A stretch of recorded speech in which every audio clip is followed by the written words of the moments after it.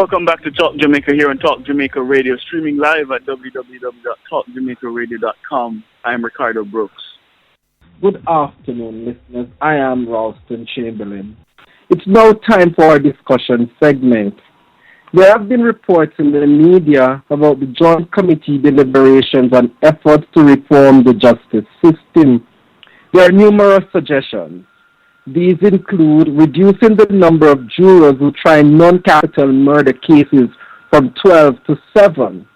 Additionally, accused persons and the prosecution will be allowed to mutually agree to a trial by a judge in any case that would be otherwise tried by jury.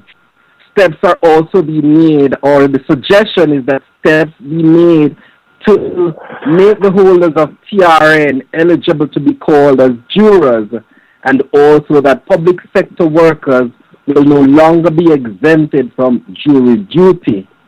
We are sure there are more measures to come. However, will these measures make the work of the Office of the Director of Public Prosecutions any more efficient? And are these measures also being supported by defense attorneys? This afternoon, to engage us in this discussion, we are joined by the learned DPP, Ms. Paula Llewellyn, and the Secretary of the Jamaica Bar Association, Ms. Althea McBean. Ladies, good afternoon and welcome. Good afternoon, gentlemen. Good afternoon to your listeners. Good afternoon. All right. Thank you, Madam DPP. And of course, good afternoon to Mrs. McBean. All right. Good afternoon. We want to thank you, Madam DPP. We gather you're not feeling well, but we do appreciate you taking the time out to come and speak with us. So let me throw service above self. Absolutely. And let me throw this to you. There are measures that are being talked about, such as the reducing of the jury pool from 12 to 7. Also, the right of the prosecution to appeal and to remove public sector workers from exemption of jury duty. If these are approved, how will these changes help to enhance the work of the Office of the DPP? Well, first of all, gentlemen, and thank you very much for your invitation. I'm a little under the weather with the flu, so my voice is not as clear as it normally I'd like it to be. But just to paint a little background for your listenership, my most recent statistics come from this State and Circuit Court that is presently sitting. One of my deputy directors of public prosecutions and a Crown Counsel are engaged in the prosecution of a case where 2 persons are charged, including a police officer, with the murder of a taxi man. Now, on October 13, the State and Circuit Court commenced. There were 170 matters for trial. At the opening of the circuit, the court was told that 400 jurors in the parish of St. Anne had been sent down on a list from the Supreme Court. Out of the 400 jurors for whom summons were prepared, 124 were served, and of the 124 jurors served, only 29 attended the court at the commencement of the circuit. Now, to try a case of murder, the minimum number of jurors that you really should have is about 40, because the defense have 7 challenges that they can challenge during the empaneling process, and the prosecution has also 7 challenges. And you multiply it by 2 if it's 2 accused. So you would have 14 because you have 2 accused who are being prosecuted. So that basically is just a reflection of part of the problem we have. 29 jurors, and what the judge had to do, even when they started the empaneling process for the same case, murder of this taxi man, it took about a week because they had to send out for tasement. So they were only able to empanel like 4 or 5 persons. But you need 12 to try a murder case. And it took about a week and 2 days before they were able to commence the case. Now the circuit only sits for 5 weeks.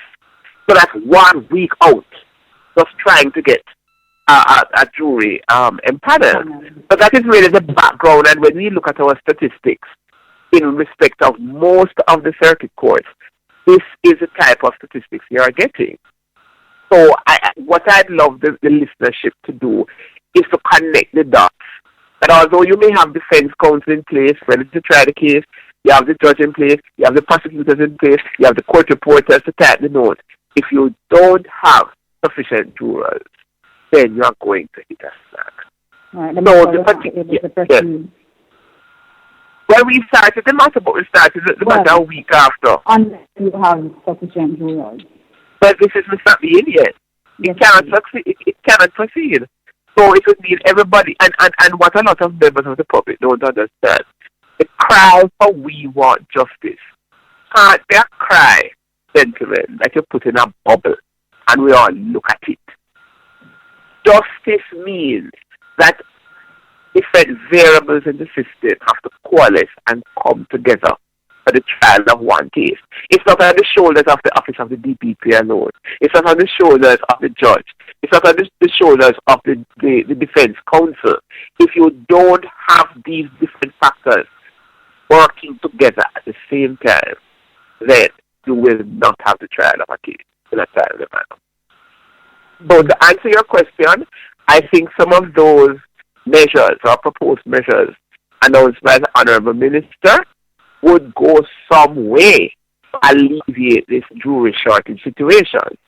But at the heart of it, even if you have, Althea, I don't know if you'd agree with me, Ms. McBean, the exemptions being removed where you have public servants coming in, you have other persons coming in. If at the heart of it, you have people evading jury duty, the police, will tell you when they go to serve, say for example in a big yard and you have many people living there in different homes, they will go and say, oh, we have a summons, we're looking for John Brown. Unknown to them, they are talking to John Brown, and John Brown will say, oh, John Brown, he just walked up the road. Right, or he has migrated. Or he's dead. Mm-hmm. So, members of the public have to want to do their duty and understand and connect the dots. Right. Madam Director, I would agree with you that some of the measures would assist the process.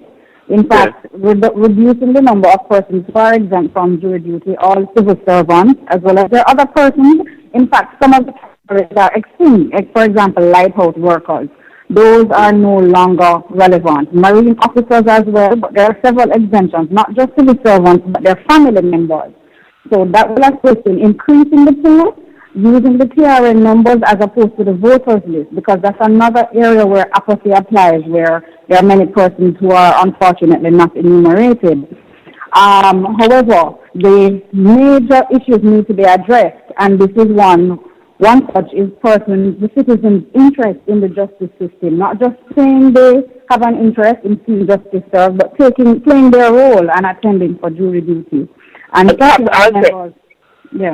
If I'm sorry to cut you, but if we had perhaps more public education programs coming from the Ministry of Justice, coming from GIS, perhaps they could interview people who have served jury duty and who will tell you that it was very edifying, it was very educational, and they thoroughly enjoyed the process. Right, and they obtained some personal satisfaction from playing a part in the system. Precisely.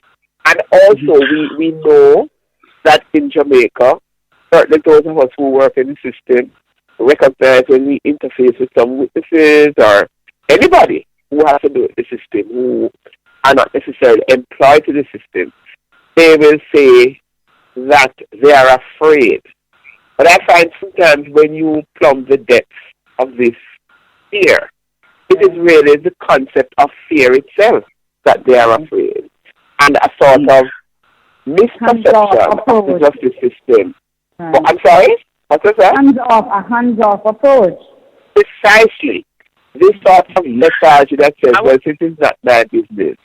You know, but it's everybody's business, because if a lot of persons who are already guilty of crime recognize that they are able to feel comfortable because they may just, you know, they know that a lot of citizens are not interested, you will have a breakdown. You will have a breakdown. I mean, look how long it took. Luckily, the judge, the prosecutors, and the defense were all equally enthusiastic to try the case. It took a week and 2 days before you could start the case. So you think about a case now where you have 5, 4, 5, 6 accused persons. You would never be able to do the case because you don't have enough jurors. Ms. McBean, I hear yourself. We have done a lot of talking, yes. I hear yourself and the DPP speaking to the joys of jury duty. But are there any practical, tangible incentives for citizens to come out for jury duty? Now, I've heard citizens complain that, look, what they're paying me to come and do this is not enough. Should there be consideration for an increase? Well, I believe the Honourable Minister has indicated that there is a proposal that is to be put before Cabinet for this stipend, and this is not a salary, because you're really supposed to be serving jury duty as part of your duty as a citizen. But the stipend, which is supposed to cover your transportation expenses, is supposed to be increased from $500 a day to $2,000. So I do recognize that in this severely challenged fiscal phase, socio-economic environment that we are in, the economics of situations very often trump, the what is it now? The feeling to do your duty. But there is a constant clamor and cry, we want justice, but and as well, if I may add, Madam Director, there are considerations that are being made as well for more timely payment of this stipend, because there has been a difficulty in respect of the delay in them receiving it, which may be months after they serve jury duty. Yes. And also, assistance was just as simple as lunch for viewers who are traveling long distances from home. Yes. So that, to incentive them for them to serve as jury duty. Gentlemen, and this is not real. It is really part of a larger problem. In that over the last 30 years, really sufficient resources have not been put in place by the policymakers, for the justice system. Because if you look at a lot of the courts, offices, sometimes you need to have more comfortable arrangements in terms of the rooms and the infrastructure to even house the jurors in terms of a comfortable area to deliberate. And what we really need is just more investment in building newer courthouses that are much bigger. 90% of the courthouses that are still there, they have been around for 40, 50, 60 years. No, 100 even. Yes. Madam DPP, is jury duty mandated by law? Number of rooms. It's really unfortunate. Madam DPP, is jury duty mandated by law? Well, you have a jury act, which sets out a regime for jury duty. But let us put it this way. Once you are served a summons, and that is recorded, service of that summons is recorded, and the copy of the summons is returned to the court's office for the review of the judge. If your name is called and you do not answer, then the judge can fine you.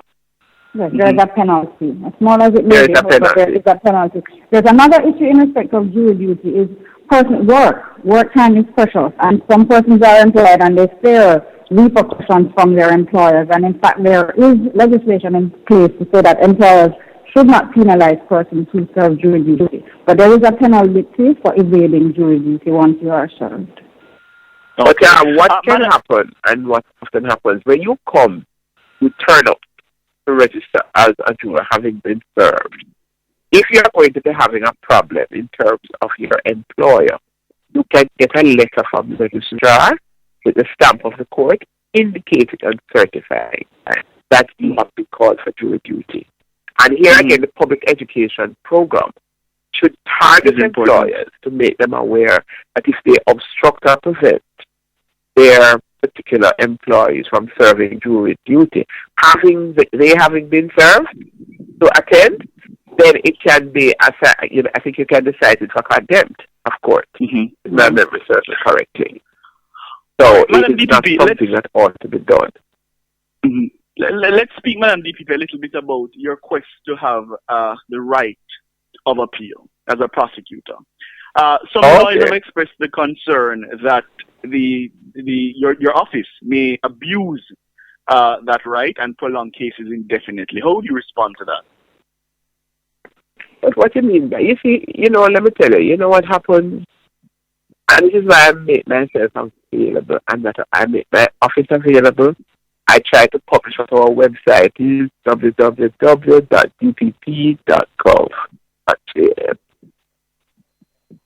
People sometimes come to face the perception based on the uninformed commentary of persons who really don't know that much about the justice system. Jamaica is an island, but we have a long, proud history, irrespective of jurisprudence, in terms of the Commonwealth. Now, you have many, many countries that have given the prosecution, the DPP, a limited right of appeal. If, for example, there is an error of law, for example, you remember there was this Boulevard murder case? You remember it? Yes. Yes. And there was a concern when the matter was first tried that the judge may have made an error of law in the taking of the verdict or not taking the majority verdict. There was absolutely nothing that the prosecution could do because we don't have a right of appeal. So in many jurisdictions, it really has to do with one, a right of appeal, in some cases for sentence, and a right of appeal if there has been an error of law. Now the fact of the matter is, the prosecution, who is accustomed to appearing in the Court of Appeal when the defense are appealing their conviction, we are seasoned practitioners. You wouldn't be chasing every ball outside off the stump, if I may use cricket as a metaphor. It is really only in decided and weighty matters, because you have to do your research in respect of what is there on error to see whether it makes sense, or most importantly, is it in the public interest. Whenever the prosecution exercises a discretion, whether to offer no evidence, or if we're offering no evidence, we offer no evidence because we don't have any evidence to offer. If I am going to be entering a nolle prosecution, which is to stop the case, it happens where we have a viable case with all the ingredients of the offense having been made out, but because maybe the witness has gone abroad to study for 2 years and is not available, we have to enter a nolle to stop the case. Or you may have a witness or an accused who is serving a sentence, or be serving the sentence for 2-3 years, we stop the case. A variety of reasons. But when you are exercising your discretion, you don't do it frivolously or with caprice. There are principles which guide. Absolutely, in every single matter. So you're essentially asking the law. As I said, we can't chase the ball outside the off stump or run with it when we're making decisions. But if you are going to appeal, it must be because you have a pretty good idea in terms of, as a matter of law, and what you have there, and having checked the precedent, that you will. You are on good ground to say that you are correct and the judge was wrong. Right. And if I may say, from the private bar's point of view, the prosecution right to appeal would be tantamount then, in most cases, to the person being tried twice. because the prosecution would be going to the Court of Appeal to say this person should have been convicted. And in our jurisprudence, in our legal construct, once a person is tried and acquitted, they cannot be tried again. That is so, but the state is bad from retrying it. No, but I can. There would be a rider. However, and the prosecution also has all the resources of the state in their favor. Sometimes accused persons can't even afford to get an independent doctor. They're in custody. They're limited in terms of instruction and so forth. So having to go now and basically defend themselves again in the Court of Appeal would be a little unfair. However, what I will say is in some jurisdictions, the prosecution is allowed a limited right of appeal in certain circumstances where something fraudulent or untoward took place during the course of the trial.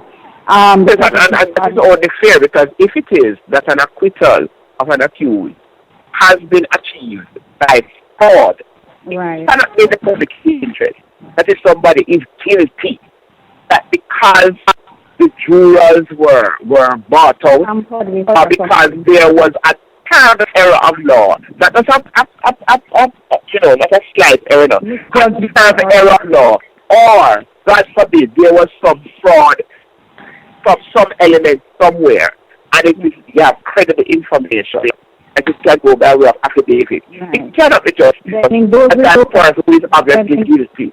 Right. In those respects, as in other jurisdictions, there may be room for permitting the prosecution a right to appeal, but generally, it would really be a second trial against this person. Yeah, but the thing about it is that the jurisprudence has been explored and all the concerns have been raised in other jurisdictions, and that is why, even in some areas in the Caribbean, we do have a limited right of appeal.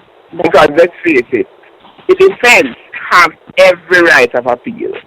And we as the prosecution, we go to the Court of Appeal all the time and defend the conviction.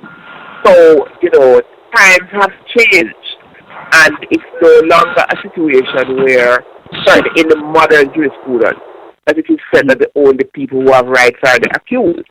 The victims of crime have rights as well. The victims and their relatives. And I've always thought that the pendulum of justice should swing in both directions. So I hope, Althea and gentlemen, that in my lifetime, I may see a scenario where we evolve to embrace the concept of the prosecution having a limited right of appeal. I'm bringing your attention to the disagreement you had with the Commissioner of the Independent Commission of Investigations, Terrence Williams. You said that Mr. Williams was ignorant of the fact. First of all, gentlemen, pause there. I have no disagreement with anybody. Mm-hmm. I am doing my duty as I do it in hundreds of cases. It is Mr. Williams who is an investigator. When I call the police are investigators, that's what INDECOM is. It is INDECOM who are investigators who have a disagreement with me. Mm-hmm. Mm-hmm. So I just wanted to correct that for the record. Yes. Okay, but you accuse him of being ignorant of the facts. Do you have different set of facts that informed your decision? No, there are no different sets of facts, The fact of the matter is in the Kentucky Kid matter.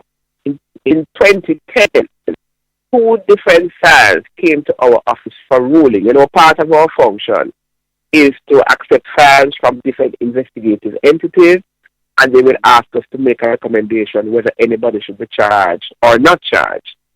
And we had one set of allegations dealing with this assault by 2 police officers, an inspector and a sergeant. And I think it was this that the Kentucky Kid had put on a YouTube video. Then you had another file where Mr.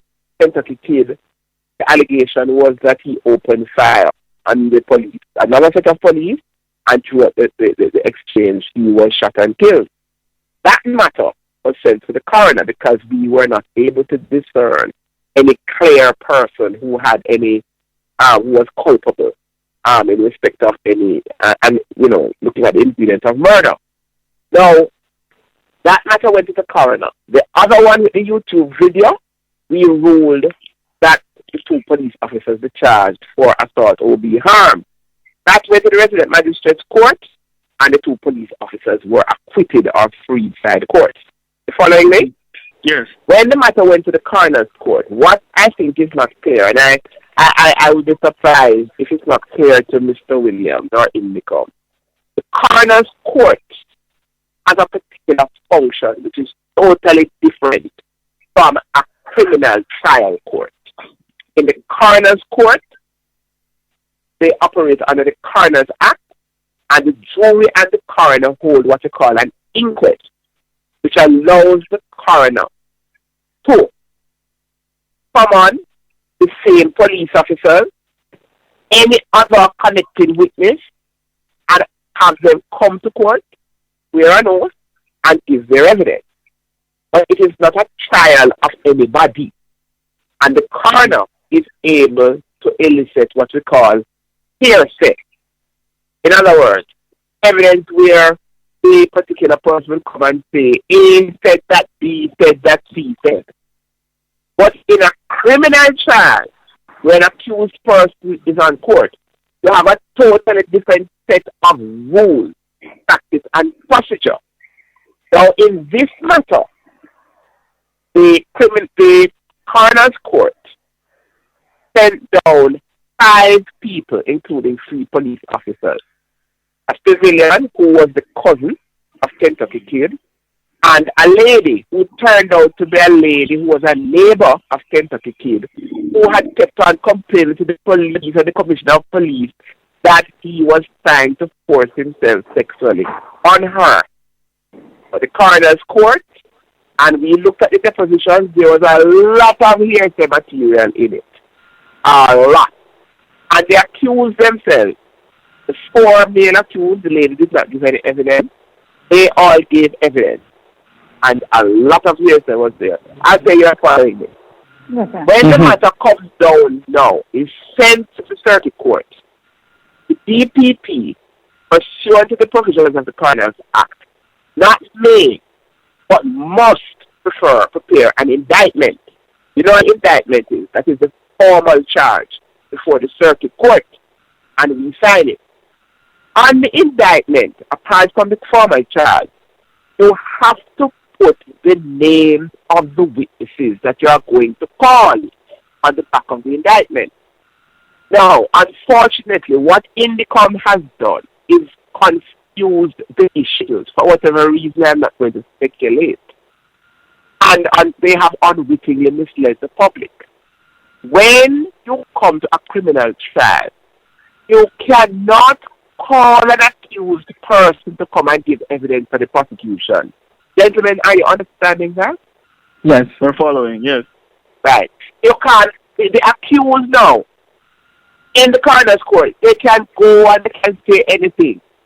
But when it comes to a criminal charge, they stand in the dock, and it is the prosecution who must bring witnesses and other evidence to prosecute them. The accused can sit in the dock and they don't say one word about the charge. And they cannot be forced to incriminate themselves.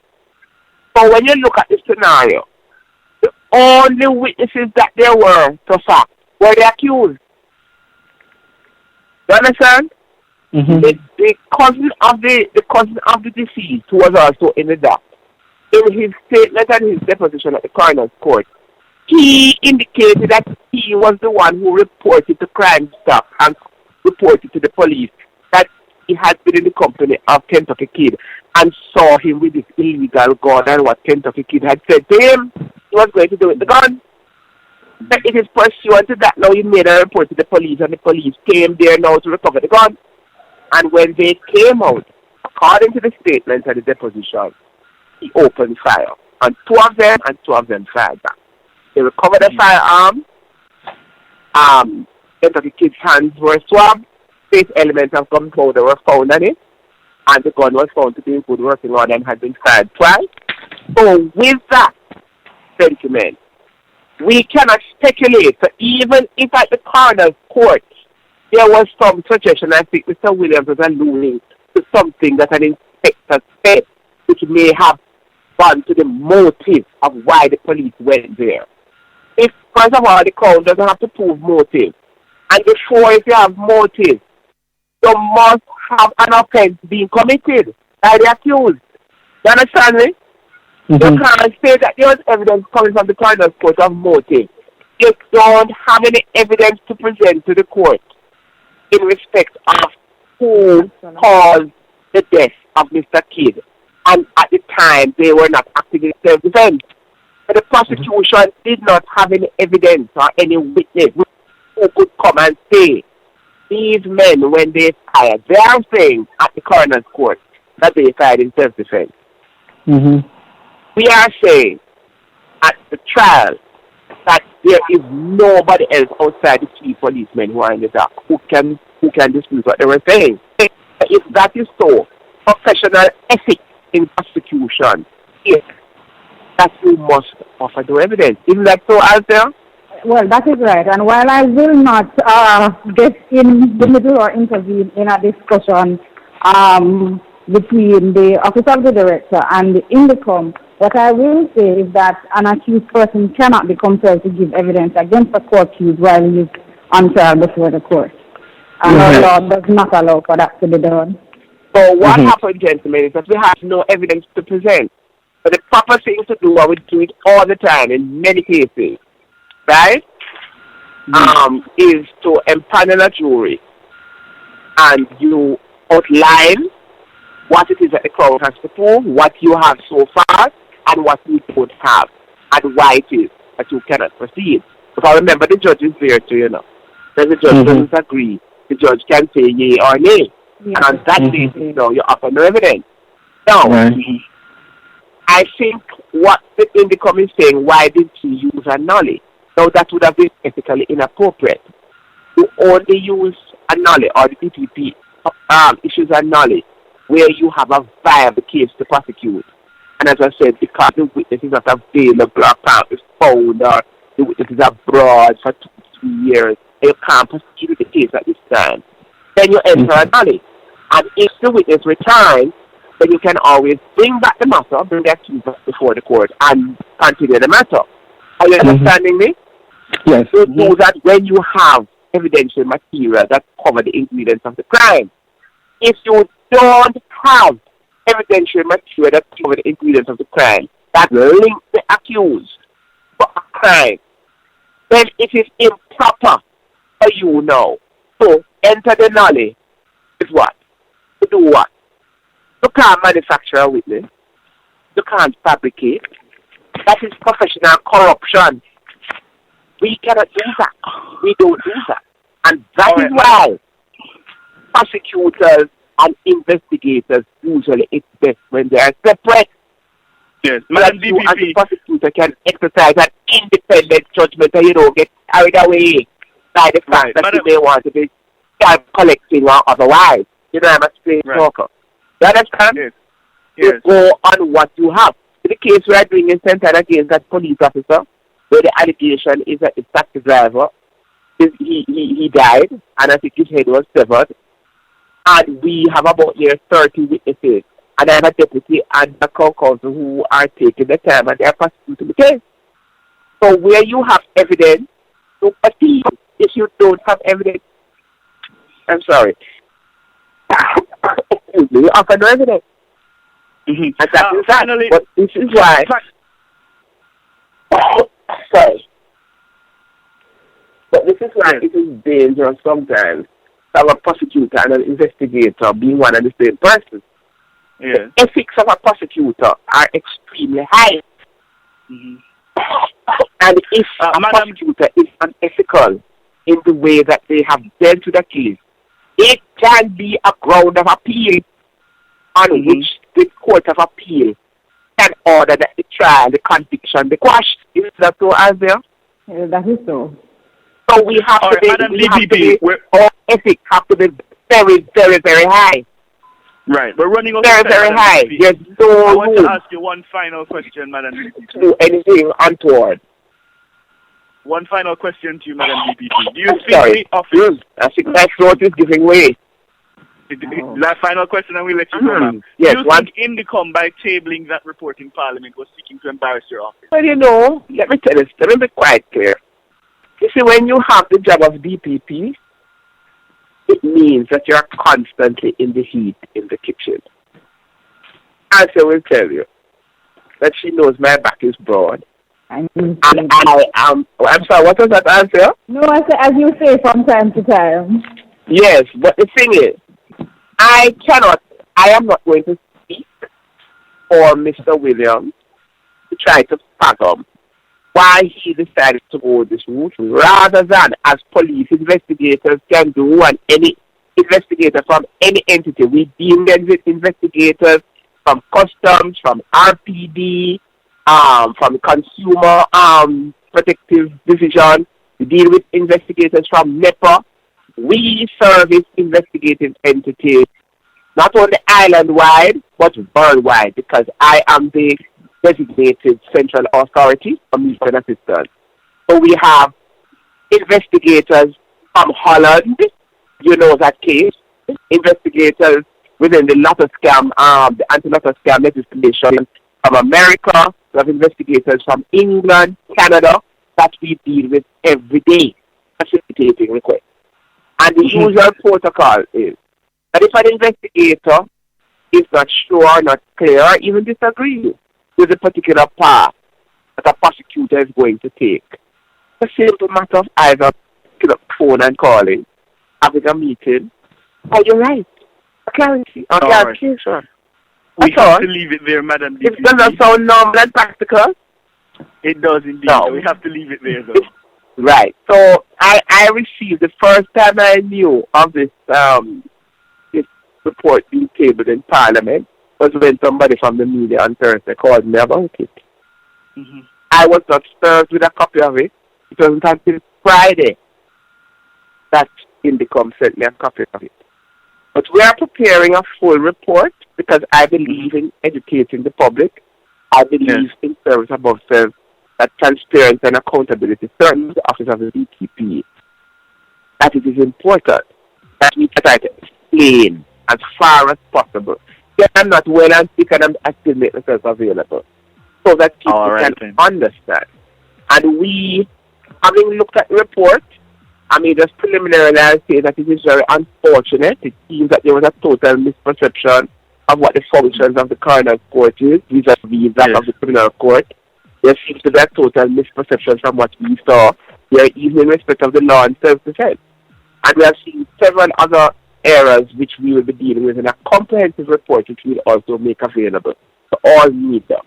It is unfortunate, but by this action, it becomes certainly would know that I'd be obligated to respond and respond fulsomely. But and we look forward to that report, in professional courtesies. And I believe that as one stakeholder to another, collaboration and the collegiate approach is always the best approach. There's no room for ego. I am not in it. But I will continue to work, even with this situation. Part of the ethics of a prosecutor is that irrespective of what blow is coming your way, the ethics have to be so high that I have to take it on the chin. I will respond fully, and I still offer the same professional courtesies in respect of the work that we do going forward. Paula Llewellyn, QC, is the Director of Public Prosecution. Miss Althea McBean is the Secretary of the Jamaica Bar Association. Thank you so very much, ladies, for joining us here on Talk Jamaica. Well, thank you very much. You're welcome. Thanks for having me.